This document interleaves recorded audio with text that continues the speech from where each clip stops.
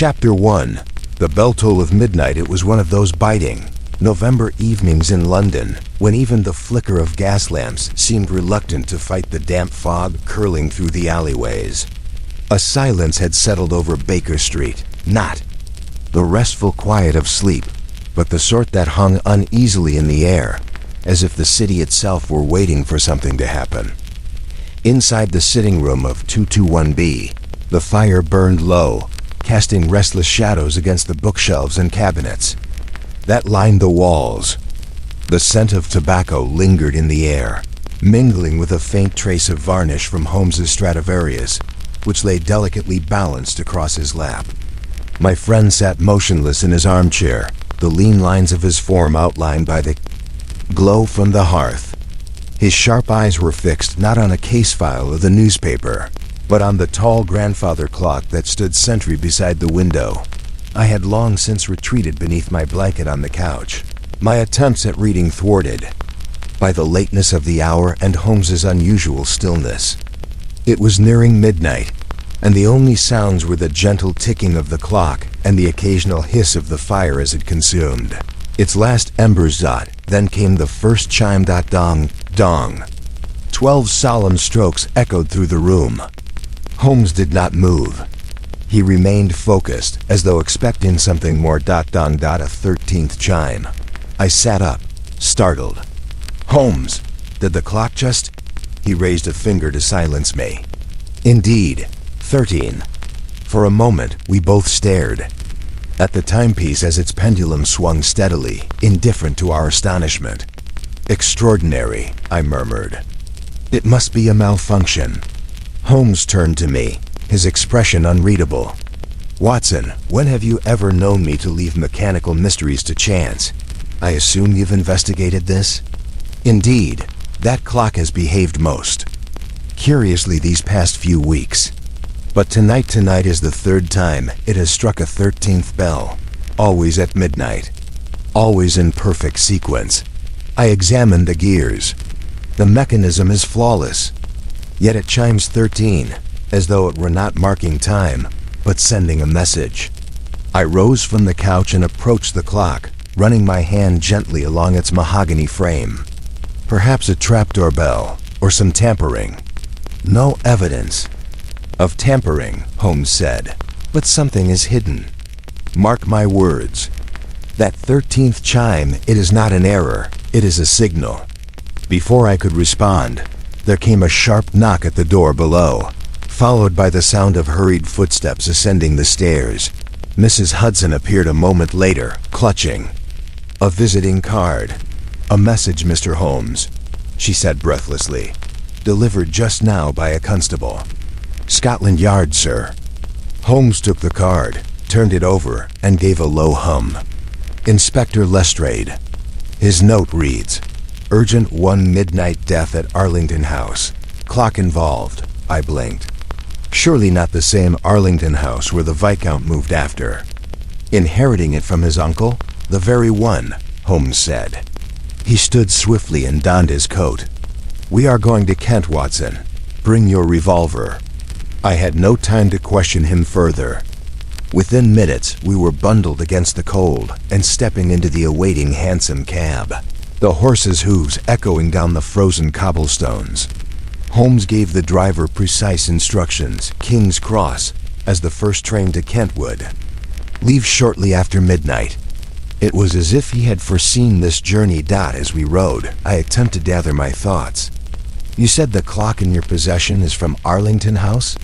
Yes, Holmes replied. The current Lord Arlington, Henry Wexford, inherited it from his uncle, the late Edward Wexford, a noted antiquarian and obsessive collector of obscure timepieces. That clock is unique. French mechanism, late 18th century, designed by a Swiss craftsman who vanished mysteriously after producing only 6 models, all unaccounted for until now. He leaned forward, eyes glittering. What fascinates me is not merely the craftsmanship, but the timing. The clock arrived here 3 weeks ago, a gift from Lord Arlington himself. No note, no explanation. Merely a crate and a courier. Since then, I have been observing it, The 13th bell only began 2 nights ago. And now a death, I said slowly. At the house from which the clock came. Precisely. By the time we arrived at King's Cross, the fog had thickened. A constable waved us toward a private compartment already reserved by Lestrade, who sat huddled in his coat, nursing a cup of scalding tea. He looked up as we entered. Holmes. Doctor, he nodded. You're going to want to hear this one. Walk me through it, Holmes said. Lestrade consulted his notebook.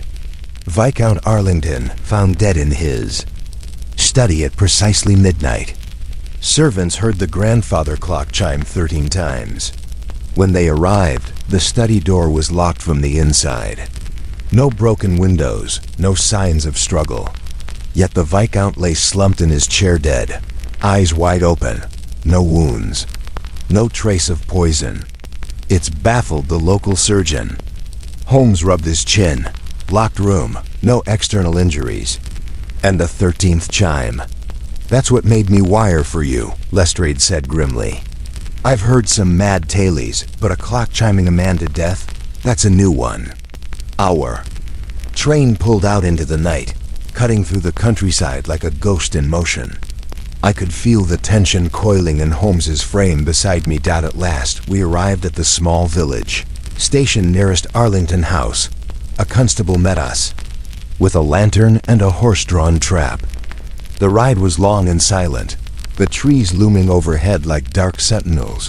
When we finally reached the great manor, it loomed out of the fog like a shipwrecked castle, its tall windows flickering with candlelight. Inside, the staff had gathered, nervously in the main hall, and a doctor-around man with spectacles met us at the door to the study. He's inside, the doctor murmured. I've done what I can. Heart stopped, but no cause I can identify. Holmes gestured for silence and entered the study. The room was large, wood-paneled, lined with dusty books and strange relics. In the corner stood the clock twin to the one in Baker Street, its hands now frozen at exactly 12. Lord Arlington lay in his high-backed chair, arms limp, eyes staring. On the floor, a book had fallen from his lap, an annotated folio on esoteric timekeeping practices of the 17th century. Holmes picked it up and examined the margins. Latin, he muttered, and a name. Jacques Duret. Watson, do you recall the Swiss horologist I mentioned? The one who vanished? Holmes nodded. This is his handwriting. It appears Lord Arlington was studying his work just before death. He examined the body, then the desk, the fire grate, the key in the door, the carpet, the position of the armchair. Every detail was absorbed, his mind visibly racing. Then he stepped to the clock and removed the front panel. For several minutes, he examined the gears, peering through a magnifying lens, fingers lightly brushing the interior with delicate precision. Finally, he turned to us and said, "We are not dealing with a ghostly chime, gentlemen. We are dealing with a trigger." The 13th bell was a signal, and Lord Arlington, I believe, was its intended audience. Lestrade frowned. A signal? From whom? That, Holmes said, is what we must uncover before the clock strikes again. Chapter 2. A study in stillness. The stillness inside the study of Arlington House was unnatural. Not merely the hush of a room emptied by tragedy, but something more subtle, an absence that seemed to echo louder than the tick of the clock or the murmur of voices from the hallway. Holmes stood perfectly still before the great-grandfather clock, one long finger tapping lightly against his chin. The candlelight cast a shadow across the floorboards, stretching long and angular beside the lifeless body of Lord Arlington. "Watson," he said without turning, "observe the position of the chair." I stepped closer. It's pulled slightly away from the desk, turned toward the fire. Exactly. And the book, he was reading it before death. See the indentations along the spine? It was gripped tightly, as though it surprised him. Yet there are no signs of a fall or struggle. The cup of tea on the sideboard is undisturbed. Lestrade, arms folded, regarded the scene with his usual air of suspicion. "So what are you saying? That he died from fright or mesmerism?" "Neither," Holmes replied evenly, "though I do not rule out influence." I crouched by the Viscount's side. His pale skin bore no sign of illness or violence, save for a faint line nearly invisible just beneath his jaw. I gently lifted his chin. "There's a red mark here." Holmes knelt beside me. "Interesting. Pressure from something narrow, like wire or a cord. Yet no bruising, no break in the skin." Lestrade leaned in. "Strangulation? Not in the conventional sense," Holmes said. "There are no signs of force. The chair wasn't shifted. The tea is untouched. Nothing here suggests panic. Only cessation." He stood again and returned to the clock. "This mechanism is more intricate than I imagined. Notice, Watson, this compartment near the pendulum locked and quite expertly concealed. There's a groove here, one that doesn't belong to the original structure. A later addition, I believe. Perhaps even recently." He took a small tool from his inner coat and began probing gently at the edge. "I assume, Holmes," I said, "you're suggesting that this clock didn't merely strike an odd chime, that it might have done something else?" "I suggest nothing, Watson," he replied calmly. "I observe. The facts tell their own tale. This clock chimes 13 times, an impossibility unless the mechanism has been modified. Further, the man who died here received this very clock, its twin, within weeks of his demise. The timing is too precise to dismiss." With a soft click, the hidden compartment sprang open. We all leaned closer. Inside was a small brass tube affixed to a cogged wheel, almost like the inner chamber of a music box. A faint scent, oddly metallic and sharp, drifted from within. "Lestrade," Holmes said, "send a man for a chemist's kit immediately. No direct contact. And have him collect the air in this chamber with a sealed flask. Quickly, if you please." The inspector blinked. "You think it released poison?" "Possibly," Holmes said, though the Viscount showed no outward symptoms. No discoloration of the lips or extremities. If it was poison, it was subtle, perhaps airborne and time delayed. Lestrade departed to issue the order. Holmes remained crouched by the clock, inspecting the mechanism with surgical intensity. "This is the work of an artist," he murmured. "Someone not only skilled in horology, but also chemistry and murder." I paced toward the windows, drawing back the heavy curtains. The grounds of Arlington House sloped away in dark waves of grass and shrubbery. Beyond them, the black outline of a chapel spire pierced the fog. Something about the silhouette gave me pause. "Holmes," I said, "is that the old chapel near the family tombs?" He rose and joined me. "Indeed. Built in 1749. Deconsecrated 40 years ago. The Wexfords buried their dead there long before London's fashionable cemeteries took precedence." "And the servants?" I asked. "Have they been questioned?" "Lightly," Holmes replied. "But now that Lestrade is here, I intend to conduct deeper inquiries." The study door creaked open, and a pale, elderly man stepped in, wringing a handkerchief. "Forgive me, gentlemen," he said in a wavering voice. "I am Mr. Harcourt the butler. I've served 3 generations of Wexfords, and if I may speak freely, it was I who heard the chimes." Holmes gestured for him to continue. "I'd retired for the night, sir, but I was reading near the hearth when I heard the first bell. I counted them, as I always do. It's a habit from my naval days, sir. And then I heard it 13. I thought I'd miscounted, but a moment later, I heard a thud. The study was locked, so we forced the door and found him." Holmes narrowed his eyes. "Did Lord Arlington mention any fears? Any suspicions in the days leading to this event?" Harcourt hesitated. "He'd been tense, sir, restless.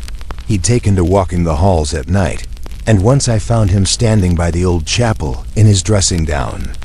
Said he couldn't sleep, that something was not that out of time. I didn't press him further. Did he receive visitors?" "No, sir.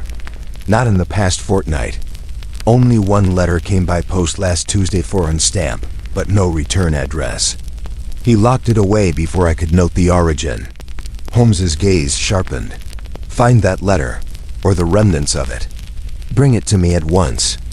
The butler bowed stiffly and departed. Lestrade re-entered a moment later, breathless and fuming. Holmes, your chemist's been summoned, but he says it'll take hours. He doesn't carry flasks for ghost gas, as he put it. Holmes gave a dry smile. No matter, the mechanism is dormant now. The damage, alas, is already done.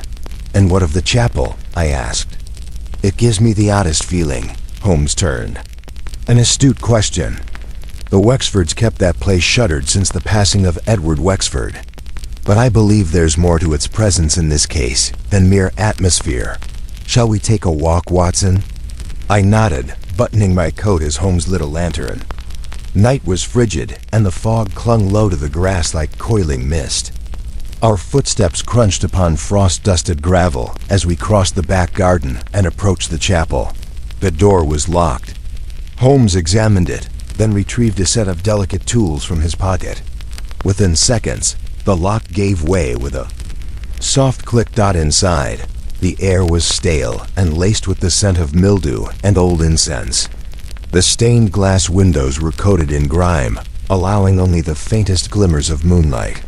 Stone pews lined the nave, their edges chipped with age.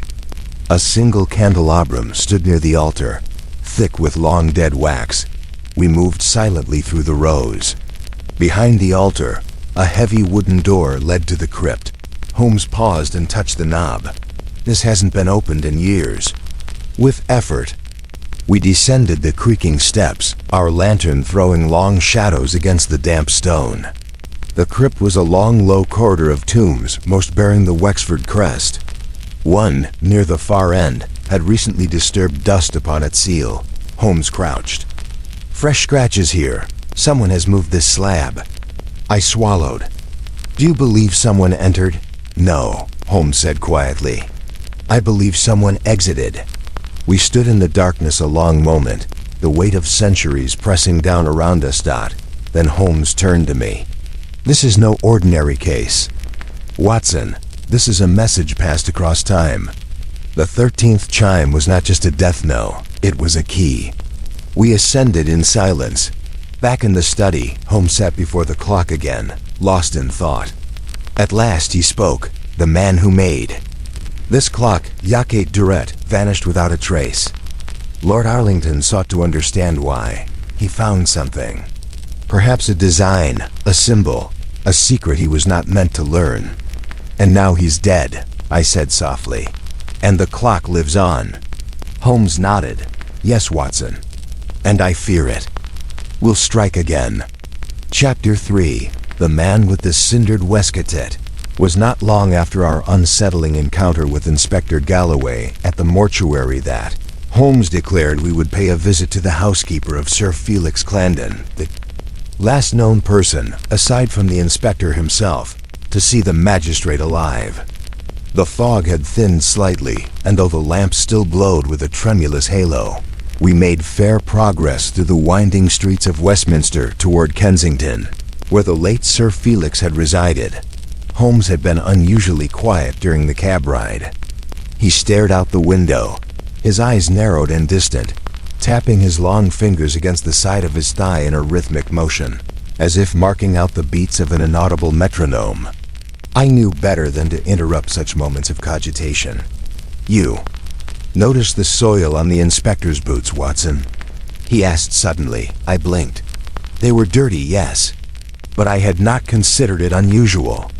Not unusual, unless one claims to have walked straight from the mortuary and nowhere else, as our friend Mr. Galloway did, Holmes murmured. Clay soil, dark, reddish. Not typical of the areas between Lambeth and Whitehall. You think he lied about his whereabouts? I think he lied about something, but that will wait. The hansom pulled up before a tall, gabled residence of the Victorian Gothic persuasion. A mourning wreath of black crepe still hung upon the wrought iron gate, its ribbon fluttering softly in the breeze. We were shown in by a somber maid and directed to the drawing room, where we found the housekeeper already waiting. She was a severe-looking woman with a narrow chin and deeply set eyes, her black bombazine dress immaculate, her hands folded tightly. In her lap, her name, she informed us, was Mrs. Agatha Lyme. "I'm grateful for the courtesy of your visit. Gentlemen," she said in a voice both brittle and weary, "the constables have already been here more than once. I had little enough to offer them, I'm afraid." Holmes inclined his head respectfully. "We seek only what they may have overlooked.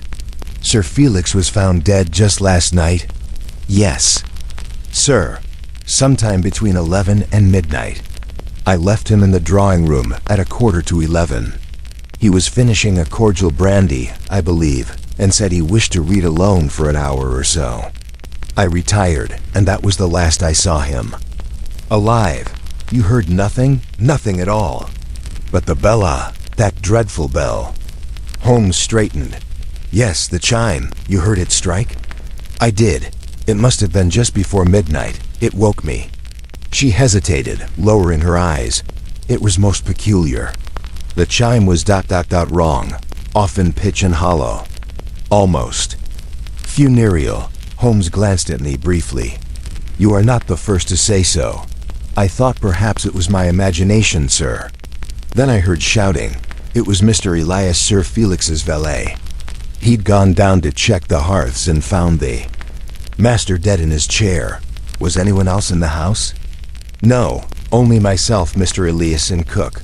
Sir Felix lived alone since Lady Clandon's passing last year."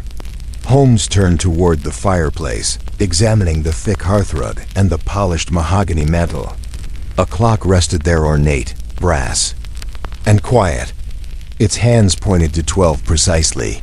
He lifted it delicately and turned it in his hands. "Do you wind this yourself, madam?" "I do, Mr. Holmes. Every Sunday night, and I checked it that very evening. It keeps fine time." "Then I wonder," said Holmes softly, "how it came to strike the wrong hour." I felt a chill move through the room. Mrs. Lyme said nothing. Holmes replaced the timepiece and examined the chair in which Sir Felix had perished. It was high-backed burgundy leather, with clawfoot legs and an embroidered cushion beneath the arms. "May I speak with the valet?" Holmes asked. Mrs. Lyme looked toward the corridor. "He has been unwell since the discovery, quite distraught, but I shall see if he is able." While she left us, Holmes moved to the sideboard. "Brandy decanter," he murmured, uncorking it and sniffing gently.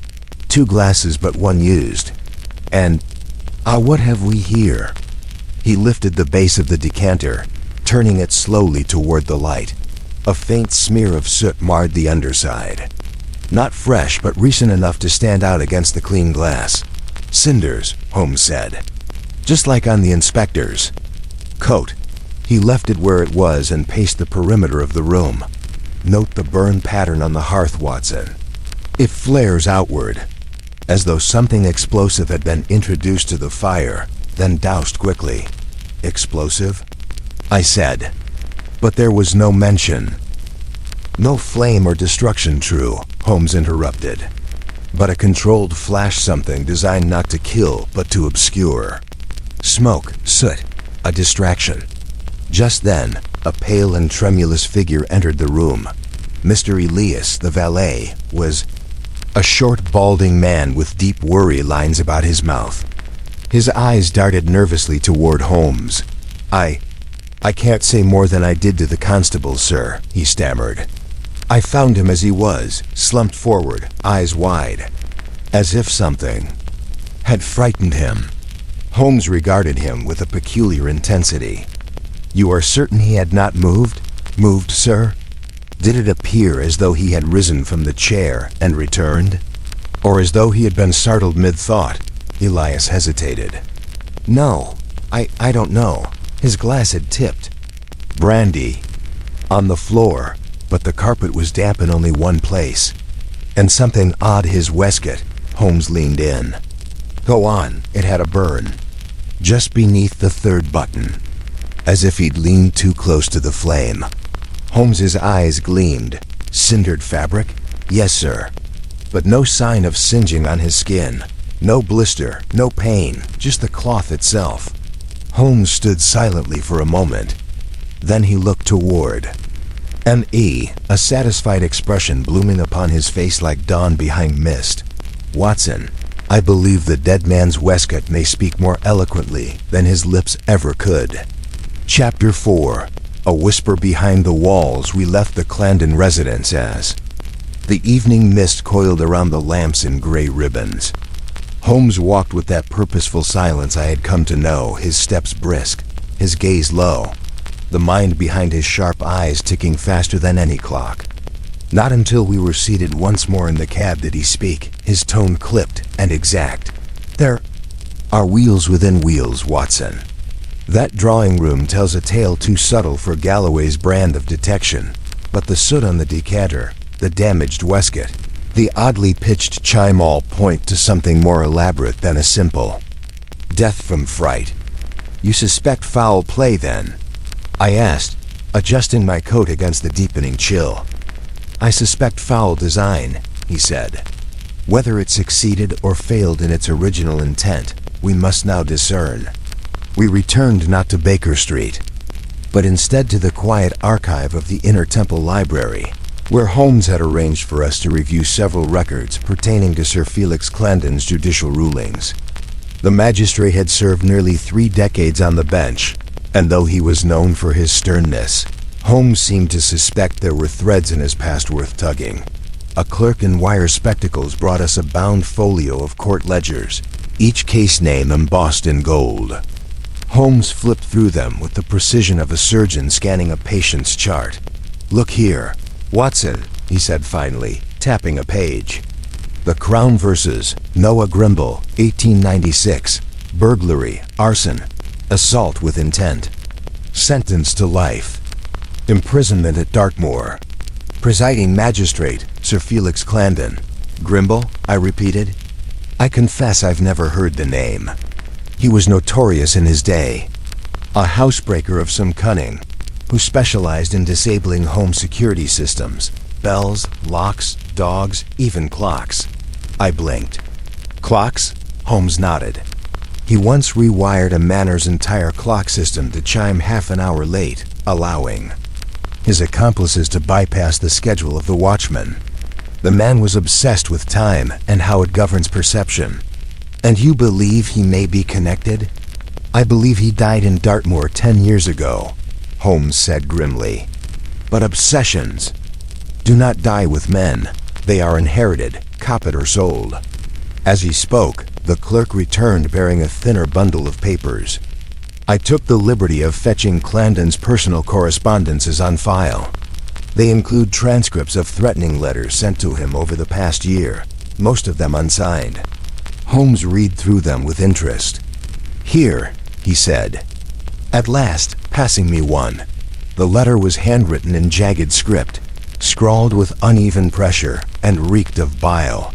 You sentenced a man to rot in a stone cage while the guilty walk free. One day, when the bell strikes wrong, you'll know the hours don't belong to you anymore.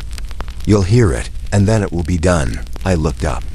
That's more than a threat. That's a promise. Holmes's expression had turned inward, as though the pieces were beginning to align. You note the reference to the bell, the metaphor of time, and the claim that justice was misapplied? Do you think Grimble had a family? I suspect he had a disciple.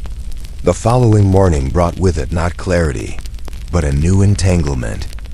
Just as Holmes and I were preparing to depart for Dartmoor to investigate the remnants of Grimble's history, a knock sounded at our door, and Mrs. Hudson announced the arrival of a visitor. He entered with cautious steps. A man in his late 30s, with a thick coat, frayed gloves, and a curious scar running from his left ear to the corner of his mouth. His eyes were sunken, and he looked as though he had not slept in several days. My name is Benjamin Threadwell, he said, bowing stiffly. I was valet to Sir Felix before Elias took the position. Holmes gestured for him to sit. And why come to us now, Mr. Threadwell? Because I believe Sir Felix feared for his life, Mr. Holmes. Threadwell said, his voice strained. And I believe someone inside that house helped it come to pass. There was silence in the room. Threadwell swallowed hard. I left his service 7 months ago. It wasn't on bad terms, but he had become paranoid, obsessed with shadows, with the sound of footsteps at odd hours, with the bells. The bells? Holmes repeated. He swore the hallway chime struck twice at midnight, but I only ever heard them once. He began sleeping in the drawing room, keeping the hearth lit, late, and staring at that mantel clock as if waiting for something. Holmes's brow darkened. Did he ever speak of a man named Grimble? Threadwell froze. Then slowly he nodded. Only once. Said he'd made a mistake with a man called Grimble. That he'd sentenced him by candlelight with only a sliver of the truth. A sliver? Holmes leaned forward. You mean he believed the man innocent? I don't know, but he mentioned a daughter. Holmes shot a glance at me. Watson, do you recall Mrs. Lime's face? The symmetry of her jaw, the intensity of her eyes? You think the housekeeper? I think a daughter placed into domestic service would have ample opportunity to observe the habits of a man she held responsible for her father's downfall. Enough time to orchestrate something theatrical. A false chime, a staged accident, poison in brandy, or fear in the air. Something meant not just to kill but to haunt. Threadwell rose, agitated. I don't want to be involved. But if something unnatural happened to Sir Felix, I thought someone should know. You've done wisely, Holmes said, offering his hand. Leave the rest to us. After he departed, Holmes retrieved the note from Clandon's files and held it side by side with a housekeeping inventory written in Mrs. Lime's careful hand. I watched as he compared the loops of the L's, the tail of the Y's. Same hand. Altered tilt, he murmured. Then she wrote the threat. I believe she wrote the entire epilogue, Holmes replied. But what I do not yet know is whether she acted alone or struck the chime with someone else's hand. Chapter 5. The Echo at Dartmoor. The gray sky over Dartmoor hung heavy with low clouds, a sullen shroud casting the bleak prison below into a gloom more befitting a tomb than a place of justice. The carriage rocked uneasily as we approached the iron gates, the moor's wind howling like a wounded beast across the desolate heather. Even Holmes, usually indifferent to such atmospheric foreboding, muttered, appropriately grim, as we disembarked. Dartmoor prison was no stranger to infamy. It had housed traitors, murderers, spies, and men whose names had vanished into the mists of forgotten crimes. But today, it held someone altogether more slippery, a figure less brute and more phantom. Tobias Grimble. We were met by Inspector Lestrade, whose furrowed brow deepened further as he saw Holmes. He's not talking. Sits in the infirmary like a smirking gargoyle. But I think he knows something about the ledger. Holmes gave a faint smile. Then let us see what his silence conceals. As we followed Lestrade through the echoing halls, the prisoners watched us pass with eyes sharp as knives. The clink of keys, the distant murmur of clanging doors, and the occasional bark of orders created an oppressive rhythm that matched the pounding of my heart. The infirmary lay at the end of a long corridor. Its sparse interior smelled of antiseptic and damp stone. Tobias Grimble sat upright on the cot, his arm bandaged, lips split, yet his eyes sparkled with sly defiance. A man who believed himself cleverer than the law, and perhaps clever enough to outwit Sherlock Holmes. Holmes stood before him without preamble. We found the diagram hidden in your boot, Mr. Grimble, a curious architectural sketch of the chapel, though not as it appears to the casual eye. Grimble's smirk twitched, but he remained silent. Holmes continued, holding the parchment delicately. Your drawing includes a hollow beneath the choir loft, cleverly concealed. A hiding place. But hiding what, Mr. Grimble? Or whom? You've got nothing, Grimble spat, though his voice was just a touch less confident. On the contrary, Holmes replied smoothly. "We have the music box Mrs. Lyme delivered. We have records of her visit to you weeks before the murder. And now we have the beginnings of motive." Lestrade stepped forward. "We also found traces of soot and resin inside the music box, a kind of crude preservation compound. Holmes believes it was used to conceal sensitive documents, not music." Grimble's gaze shifted, a flicker of uncertainty breaking through the mask. Holmes leaned closer. Was the murder of Sir Marwood a distraction or a punishment? He was once listed in the ledger. We now know the chapel held more than prayer books. It held secrets. Dangerous ones. "I want my solicitor," Grimble muttered.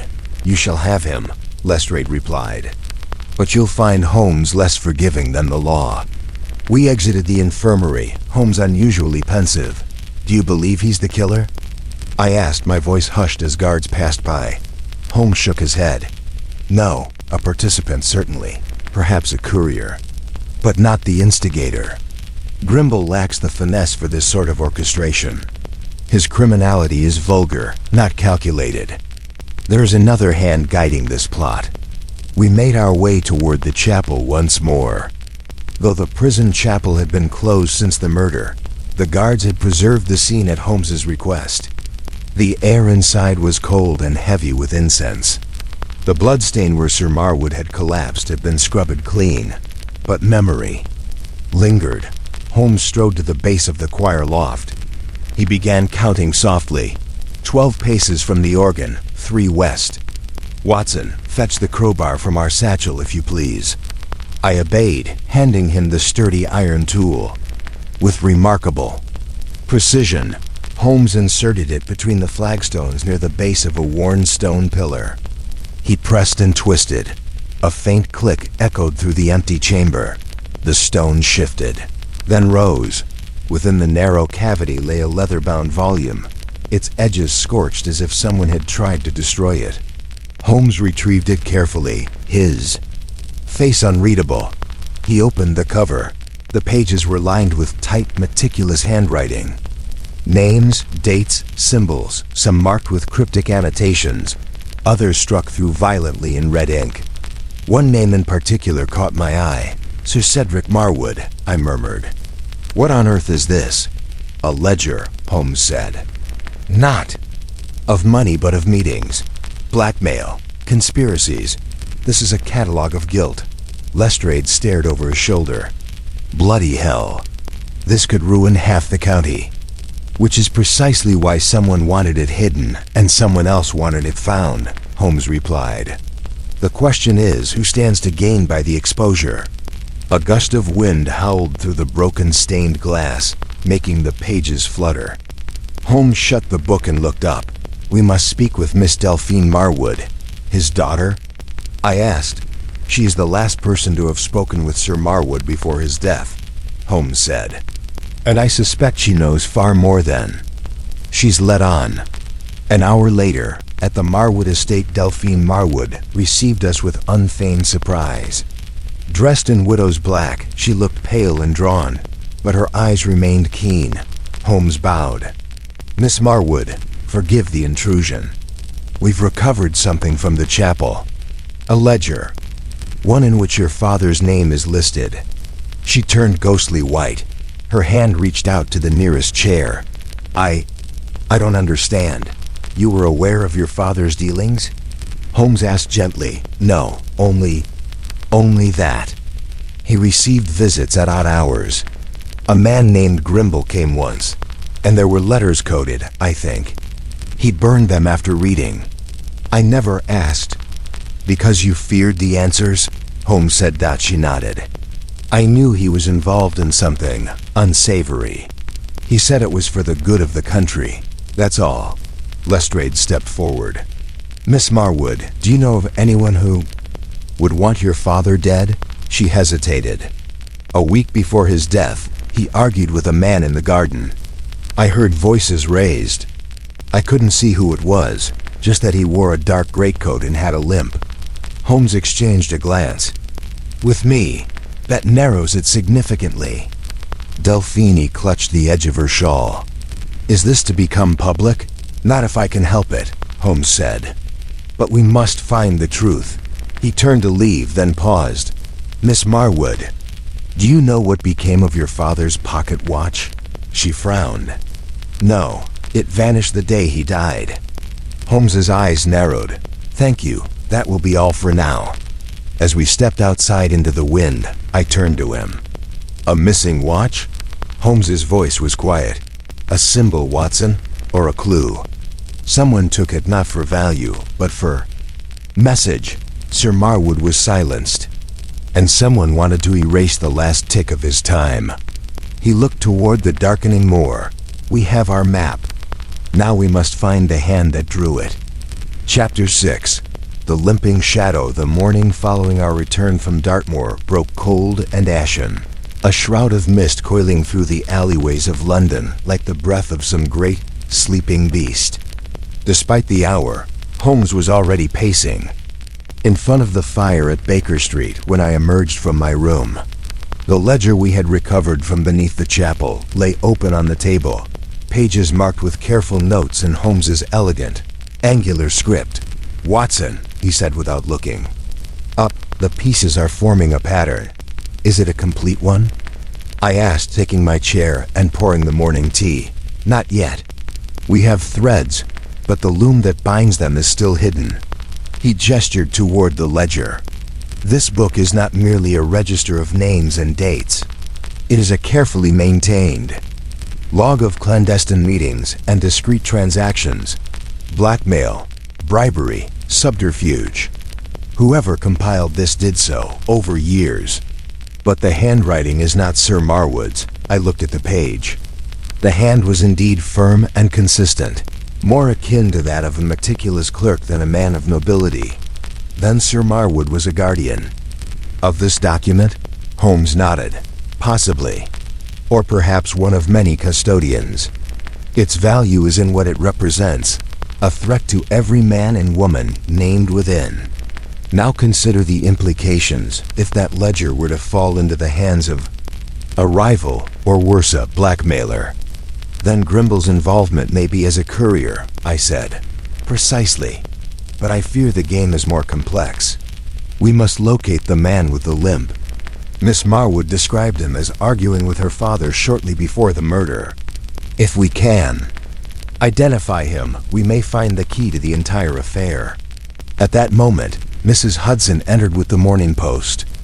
Among the pile was a single envelope of thick ivory paper, sealed with a crimson stamp. Holmes tore it open.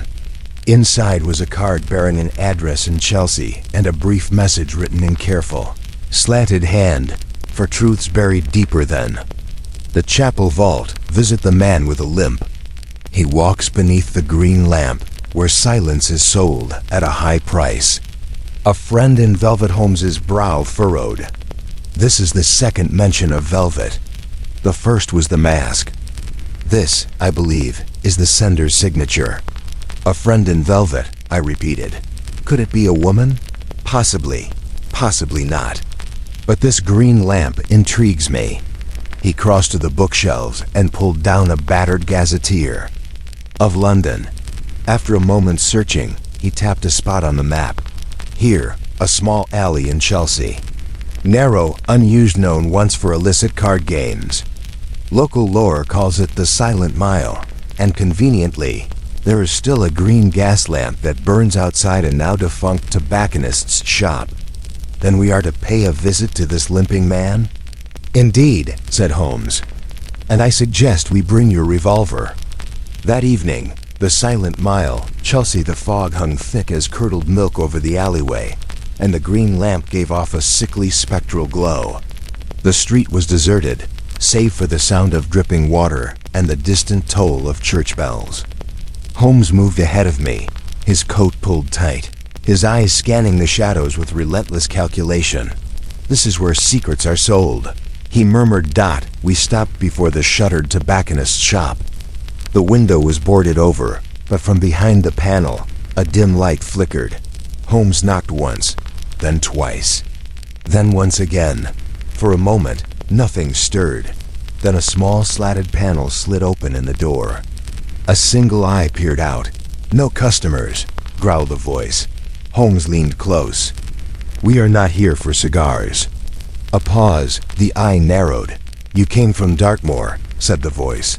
"I saw it in the papers. You're the detective." The panel shut. I tensed, reaching instinctively for my pocket, but Holmes raised a hand. Door creaked open. Inside, the air was thick with tobacco and pipe ash. A single oil lamp burned low. Sitting in the corner, behind a battered desk, was a man of gaunt frame and shrouded face, his left leg propped awkwardly on a stool. He wore a brown overcoat, a woolen scarf, and dark gloves. But it was the left foot I noticed, wrapped in layers of bandages with a twisted shape that spoke of old, badly set bones. "You're looking for the velvet mask," he said in a rasping voice. "You've found it." Holmes narrowed his gaze. "And who are you?" "Call me Gorse." "That's what the others did." "The others?" "The men who used the ledger. The ones who feared it more than the noose." Holmes stepped forward. "Were you its author?" "I was its clerk. They brought me the names, the dates, the payments. I recorded them. I saw their faces, heard their lies. Marwood was no saint, but he wasn't the worst. There are men in Parliament who would see this entire city burned before they let this ledger see the light of day. And yet someone murdered Marwood and left the book behind." "No," Gorse snapped. "They wanted it found. Why?" "Because there's another copy." Holmes went still. Gorse chuckled bitterly. "You didn't think they'd entrust everything to one volume?" "No. The second copy, the original, is hidden. And it's not paper you're looking for. It's film," I started. "Film. Photographic records. Taken with a lantern camera. Developed in secret and stored away. That's why they wanted me out of the game. They thought they could scare me, break my leg, silence me." Holmes's voice was calm. "Do you still have access to these photographs?" Gorse hesitated. "No, but I know who does." "Who?" "The one who wore the velvet mask. A woman. She was Marwood's confidant once. Lover, some said. Others whispered she was his conscience. Her name? She's changed it. Lives in Bloomsbury now. Calls herself Madame Lefevre. Runs a salon. Poetry, politics, art nonsense for bored society wives. But beneath it, she's the spider at the center." Holmes nodded. "Then we must speak with her." "I wouldn't advise it," Gorse said. Darkly, "2 men who tried ended up in the Thames."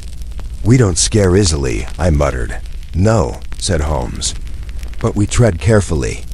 As we stepped back into the fog, Holmes turned to me. "The pieces move quickly now, Watson. Gorse confirms the conspiracy is larger than Marwood. And the velvet mask, this Madame Lefevre, may yet unmask the puppet master." He stopped and looked at the sky. "Tonight, someone will die, or someone will confess." Chapter 7. The Salon. Of shadows, the rain began to fall just after midnight, slicing through the lingering London mist like threads of silver wire. The gas lamps along the Bloomsbury streets flickered uneasily, and the city seemed to lean inward conspiratorial. Listening. Holmes and I stood across from a tall Georgian townhouse in Tavistock Square, its windows glowing faintly behind frosted glass panes. Music drifted out faintly, something lilting and minor, punctuated by bursts of laughter and the chime of glasses. It was, on the surface, a harmless soiree. But Holmes's face was carved from granite. "Observe the details, Watson," he murmured. "Note the 2 carriages out front. Both hired, both from the same stable in Marylebone. And yet, neither has left in over an hour. They belong to guests inside, I assume. Or they were never intended to leave. And the doorman, see how he fingers his coat pocket every time someone passes. He's not there to greet. He's armed. A trap? More likely a fortress." The building, as Gorse had warned, was now the base of operations for Madame Lefevre, the so-called velvet mask in human form. Her real identity was a mystery even to Holmes. Some said she had been born in Paris, others claimed Madrid. There were whispered rumors of a Turkish husband who vanished mysteriously, and of her early days in the salons of Vienna, charming composers and diplomats alike. But what mattered now was her connection to Sir Marwood, and to the second copy of the ledger, rumored to be captured not in ink, but in light. Holmes pulled his collar tighter and stepped forward. "Shall we?" Inside, the air was warm and perfumed, heavy with tobacco, violet water, and the low murmur of cultured conversation.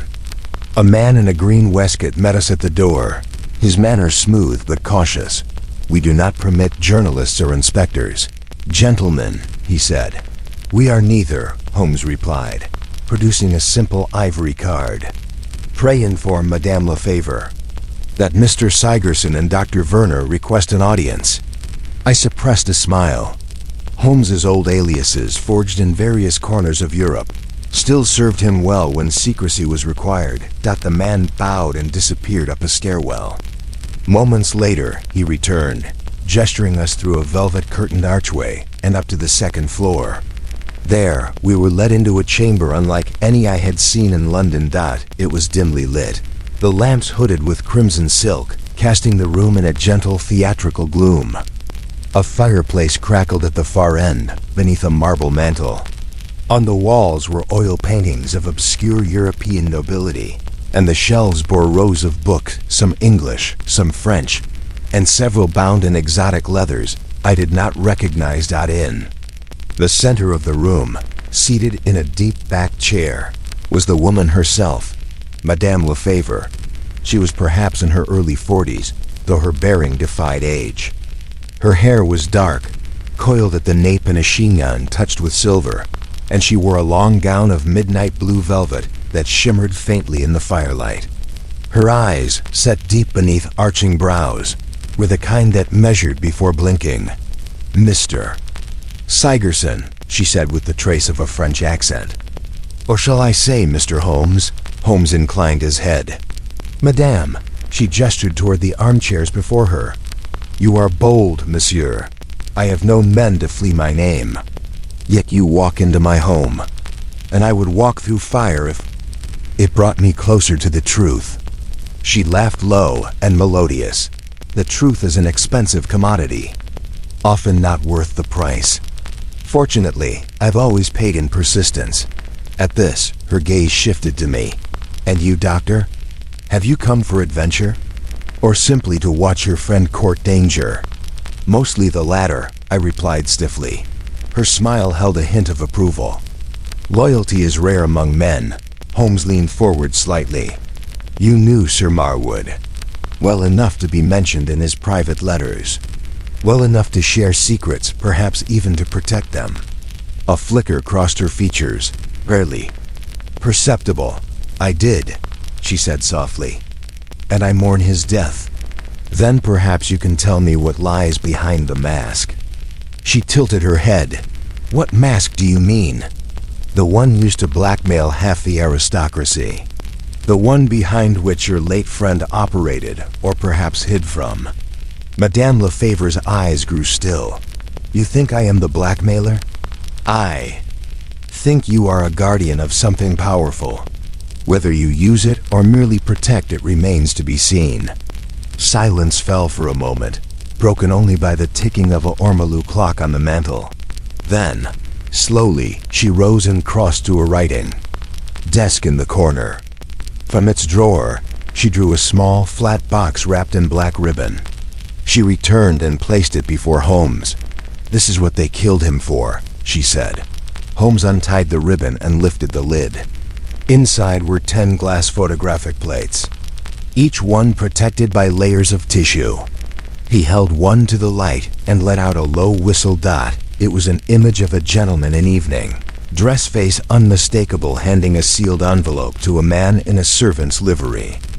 The setting appeared to be the garden of a grand estate, and in the corner, faint but legible, was a date, April 14th, 1886. Holmes examined another. A peer of the realm seated beside a veiled woman, her identity hidden, his face plainly visible. "These are the original copies," Madame Lefebvre said. "Taken by lantern camera. Developed in Marwood's own darkroom, hidden beneath the chapel. And you kept them to protect them. And to protect those who might be destroyed by them. Or controlled by them," Holmes said, gently but firmly. Her gaze met his. "You see only the edge of the blade, not the handle." Holmes replaced the plates carefully. "Someone else knows they exist. Someone willing to kill." She nodded. "Yes, and they will kill again. One of the names on those plates holds a position of enormous power. They feared Marwood would release them to the press. Now with him dead, they want to erase all traces." "Who?" "Madame, give me a name." She hesitated, then whispered, "Lord Eustace Hulbert." Holmes frowned. "The Under-Secretary for Home Affairs? A man with ambition beyond Parliament." Marwood knew he was laundering bribes through a charitable trust. "The photograph is damning." Holmes stood. "Then we must move quickly." Madame Lefebvre's voice lowered. "Holmes, there's one more thing."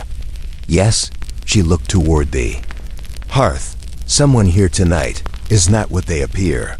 One of my guests has not left. He arrived 2 hours ago, claimed to be a poet from Paris. I believe he is Halbert's man. He watches the staircase. I have not dared to speak to him." Holmes's mouth twitched slightly. "Then let us pay the poet a visit." She stepped toward the curtain and drew it back. "Take care, Monsieur Holmes. You are dancing now where others have died." Chapter 8. A visit to the Velvet Theatre. It was late afternoon by the time Holmes and I arrived once again in Soho. A veil of damp fog had begun to creep in from the Thames, cloaking the streets in a gauzy silver sheen, muffling sound and muting color. Carriages passed like phantoms in gas lamps, blinked uncertainly in the gathering haze. Our destination was the Velvet Theatre, an establishment with a past as flamboyant as its name suggested.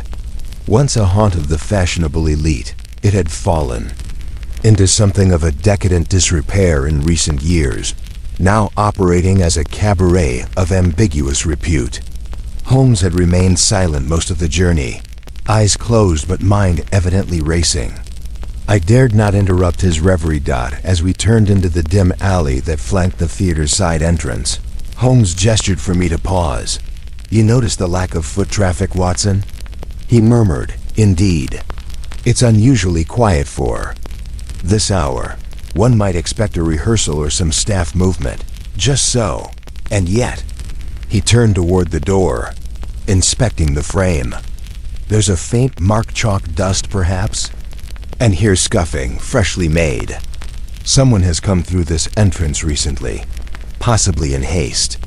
He rapped 3 times sharply. We waited. At last, a slot slid open and a pale eye glared out. "Closed," came the curt voice. "No performances today."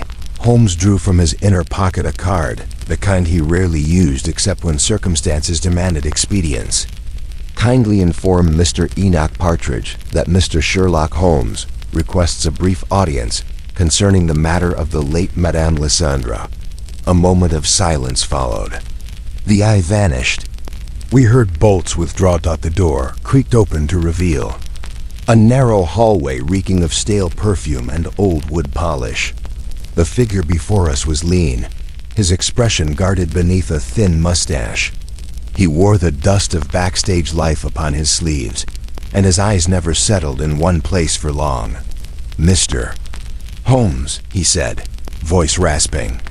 "Mr. Partridge will see you in the lighting box." "Lead on," Holmes replied. As we ascended the cramped staircase, the boards beneath our feet creaked like wounded instruments. The Velvet Theatre, once grand, now bore all the melancholy of a fading portrait, its gilded trim dulled, its crimson curtains moth-eaten, its chandeliers dimmed with grime.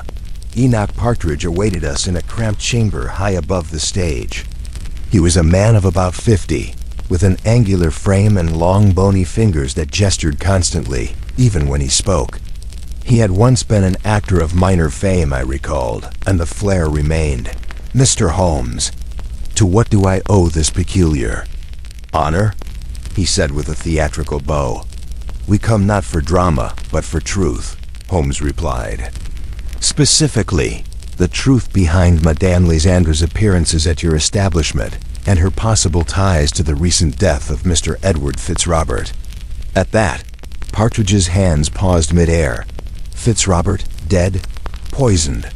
3 days ago, Holmes said flatly. Partridge let out a long breath. Good Lord, that explains her absence.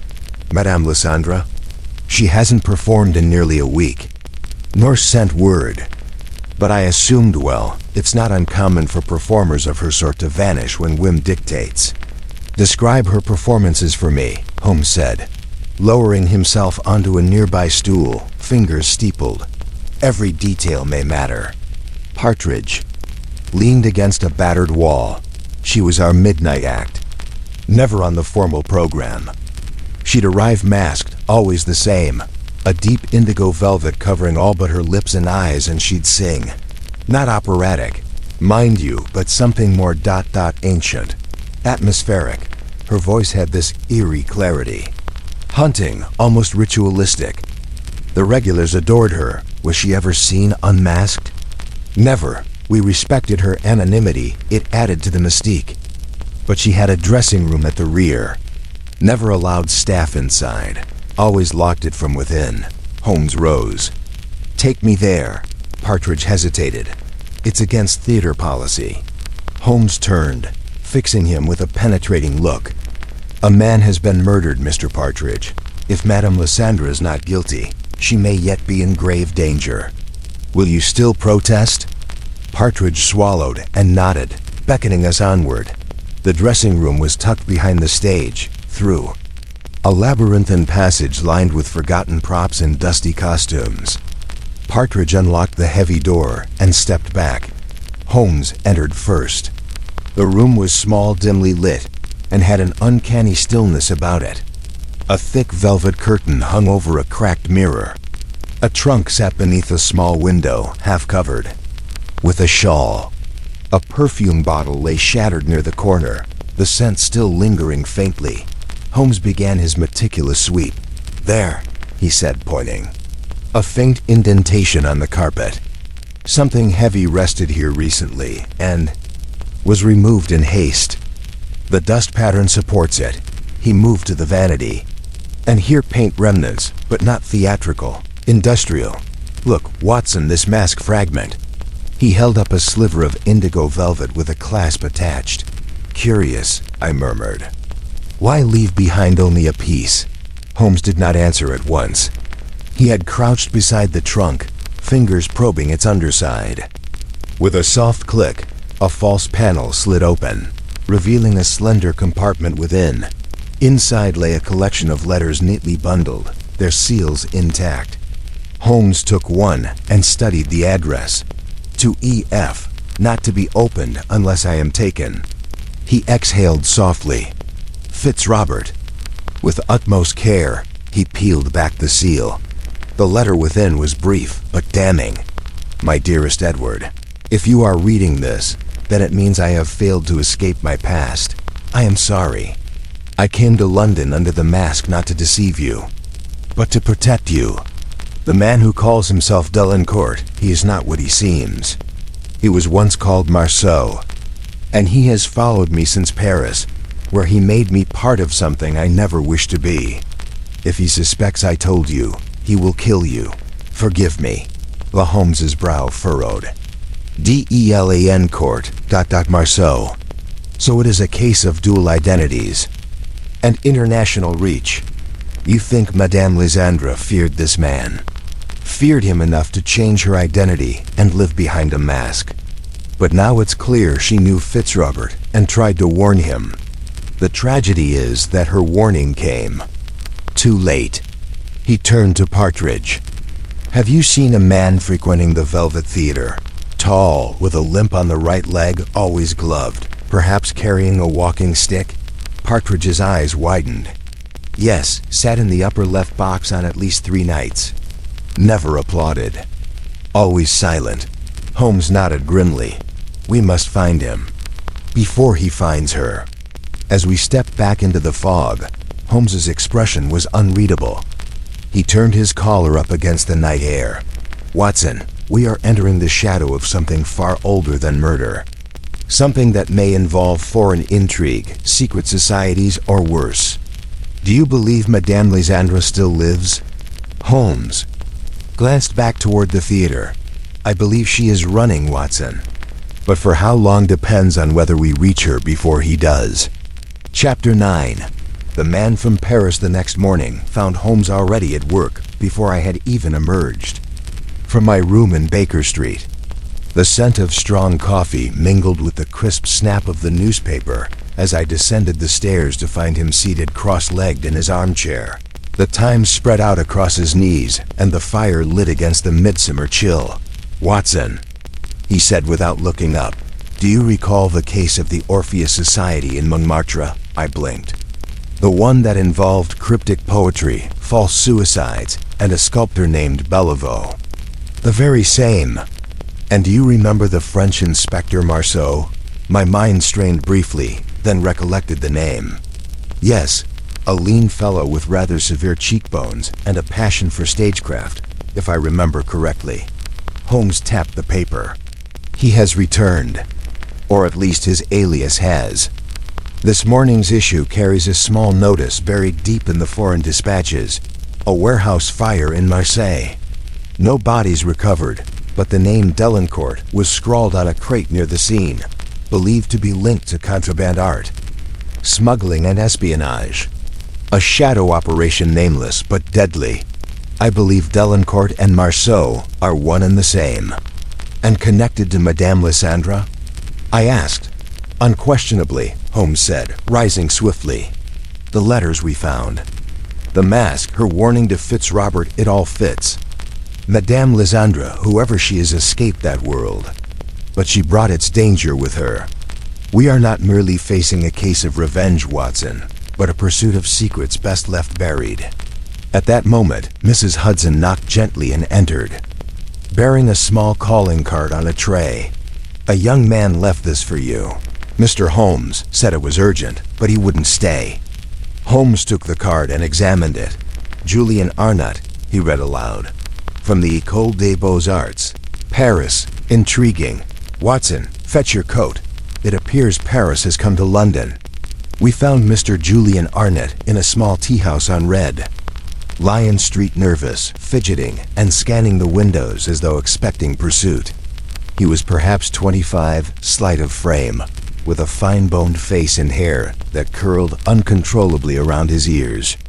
When Holmes introduced himself, the young man started to his feet with visible relief. You must help her, he said at once. Whom do you mean by her? Holmes asked, sliding into the seat opposite him. Mademoiselle Lysandre, Julian said breathlessly. Or Lisa, as I knew her. Lisa Vallon. Holmes's eyes narrowed. Then you knew her in Paris? Yes, Julian replied, voice lowered to a whisper. She was a gifted singer, a student of mine. But she became involved in something ... strange. Men would come to the school, always dressed in black. She said she owed them something. They paid her to perform not just in salons, but in private gatherings. Rituals, she said. I begged her to leave. But she didn't, Holmes said flatly. Julian shook his head. Not at first. Then one day she vanished, no word. I searched, but the trail was cold, until last week, when a friend wrote to me from London and enclosed a flyer. A woman singing at a place called the Velvet Theatre Mask. But I knew it was her. The voice, the shape, the way she held the microphone, just like she did in Paris. Holmes studied him for a long moment. And you believe someone is pursuing her? Not believe, Mr. Holmes, no. 3 nights ago, I was followed in Soho. A man with a limp. I lost him in the crowd, but he carried a cane with a silver wolf's head. That's Delacourt's mark. I saw it once when he came to the school. Holmes's gaze sharpened. Then we are indeed hunting the same wolf. What? Do you know of this Delacourt? Julian hesitated. He's not merely a man, he's a collector of influence. He gathers people, artists, musicians, thinkers, and binds them with secrets, debts, shamas. Once you're his, he never lets you go. Lisa tried to escape, and I believe she succeeded. But he won't stop until she's reclaimed or silenced. Silence settled between us. Outside, a coal cart rattled by. Holmes rose. Thank you, Mr. Arnott. You've provided more than you know. Where are you staying? The Grey Horse Inn, Clerkenwell. Good. Remain there. And speak to no one. About this meeting, not even your friend. Julian nodded, clearly rattled. As we departed, Holmes turned to me with a grim expression. Watson, we must act before Delacourt does. We are running out of time. Back at Baker Street, Holmes wasted no time. He summoned Inspector Lestrade with a curt telegram and requested discreet surveillance be placed on the Velvet Theatre and Julian Arnott's lodgings. Then he turned to his files. For over an hour he thumbed through clippings, letters, and notes until he found what he sought. A faded page, torn from a Continental publication, marked in red pencil. A review of a private performance at Chateau Saint-Desiré. The article referenced an unnamed songstress in a velvet mask and mentioned among the guests a French gentleman known only as M. Holmes tapped the passage. There, Watson. Proof that Lysandra Lisa Vallon was once part of this circle. And if the chateau is where it began, then London is where she hopes it ends. What do you think she's hiding from? I asked. Holmes looked toward the window, where dusk was beginning to settle over Baker Street like a bruised curtain. Not what, Watson? Whom? And we are about to meet him. That evening, we returned to the Velvet Theatre. Holmes had arranged for Lestrade's men to watch all exits and stationed a plainclothes officer in the balcony. But when we entered the theater, the house was nearly empty save for a single figure in the left-hand box. High above the stage, the silver glint of his cane caught the gaslight. Delacourt, Holmes murmured. We waited in the wings as the house dimmed. The velvet curtain parted, and there she stood. Madame Lysandra, clad in indigo, her face half concealed by the mask. The same voice, haunting, fragile, fierce, began to fill the air, but Holmes was not watching the stage. His eyes were fixed on Delacourt, whose gloved hand had tightened on the cane's Wolf's head. Something was about to happen. Holmes whispered, "Stay alert, Watson. This performance may end in blood." Chapter 10. Shadows behind the curtain. The performance that evening unfurled like a dream stitched with unease. Madame Lysandra no, Lisa Vallon sang with the fervor of someone exercising. Ghosts. Each note was measured, perfect, yet laden with emotion that seemed almost too real, too present. One could not watch her and believe she was simply playing a role. She was living something, reliving it, and every person in the theater sensed it, though few could name why their hearts beat faster. But it was not the audience that most interested Sherlock Holmes. As Lysandra's voice floated through the chandeliers and curling velvet drapes, Holmes's sharp gaze remained fixed on the upper left box. Delin. Court. The man sat like a gargoyle cast in velvet. Not once did he applaud, nor did he shift. He merely watched, motionless, cane upright before him, the silver wolf's head turned like a sentinel facing the stage. I glanced to Holmes. He had gone still, his shoulders squared and lips set. When he finally spoke, his voice was low and quick. "Watson, the box, look closely. The man flanking Delacourt." I lifted my gaze and saw him, a burly man with thick gray temples, dressed formally but ill at ease in his coat. His eyes moved constantly, not watching the performance, but scanning the crowd, the exits, the corners. "Armed?" I asked. "Undoubtedly," Holmes said. "And there will be others." At that moment, the final note of the song soared to the ceiling. The theater erupted in applause. Madame Lysandra bowed once briefly and withdrew behind the curtain. The gaslights flickered slightly, as if reacting to the surge of emotion in the room. But something was wrong. Delacourt rose. So, did his bodyguard? They're leaving, Holmes said at once. Quick, Watson, we must reach the stage door before they do. We exited the theater and hurried around to the alleyway at the rear. The stage door stood ajar. Holmes stepped through without hesitation, and I followed into the dim corridor where footlights cast odd shadows along the walls. From within the dressing room, raised voices could be heard. You were not supposed to come here, a woman shouted. You promised London was meant to be safe. A man's reply came, soft and silken. And you promised silence, Cher. But now you sing again, and the world begins to ask questions. Holmes pushed the door open. Lisa Vallon turned sharply, still in her performance gown, her mask hanging. In one hand, standing before her, back turned, was Delacourt. Holmes strode in. Pardon the interruption. I believe introductions are in order. Delacourt did not flinch. He turned, calm and composed, as though expecting us. He was older than I had assumed, perhaps 50, with silver-threaded black hair and eyes like burnished coal. He inclined his head in greeting. Mr. Holmes, I have heard of you. I return the sentiment, Holmes replied. Though I believe the last person who heard from you ended up in a burned warehouse in Marseille. Regrettable, Delacourt said coolly. But you've been misinformed. Lisa looked between them, terrified. Please don't. You are frightened, Holmes said gently, turning to her. That much is clear.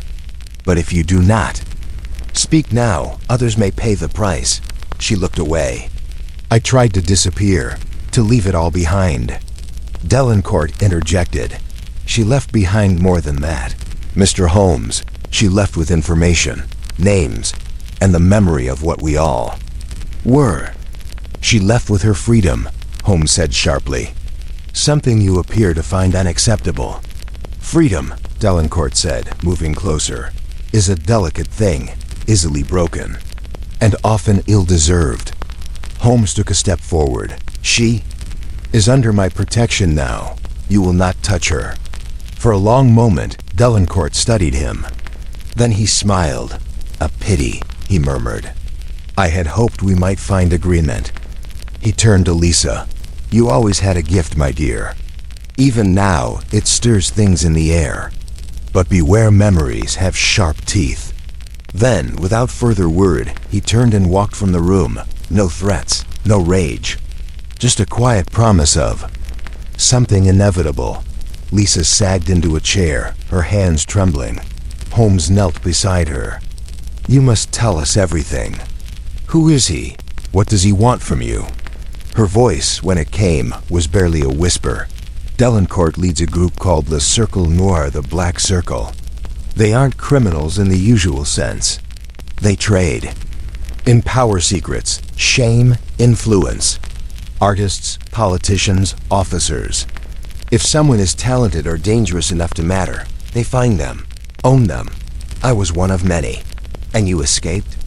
I asked, only because someone helped me, Julian. He forged papers, got me onto a ship. I hid here in London, changed my name. The theater helped. It gave me the mask, a new identity. I thought I had outrun them. Holmes leaned in. But you had something they wanted. She hesitated. A ledger, names, hidden in a theater prop, an old music box. It holds more than music. Holmes exchanged a quick glance with me. Where is it now? He asked. She hesitated. It was supposed to be safe in the theater basement, but I went to check this morning, and it was gone. Holmes stood quickly. Then Delacourt already has it, or someone else does. Either way, the danger has shifted. From the hallway came the sound of footsteps hurried. Heavy. Holmes raised a finger for silence. The door burst open. It was Lestrade, flushed and breathless. We've just found Julian Arnade unconscious in his room. Someone broke in.